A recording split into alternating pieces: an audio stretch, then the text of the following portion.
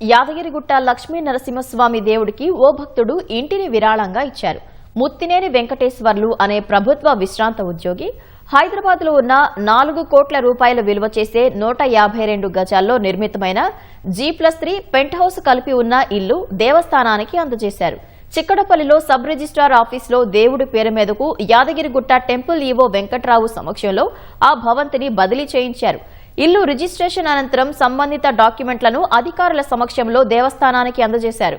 దాత వెంకటేశ్వర్లను స్వామివారి కండువాతో సన్మానించి స్వామివారి ప్రసాదం అందజేసి ధన్యవాదాలు తెలిపారు.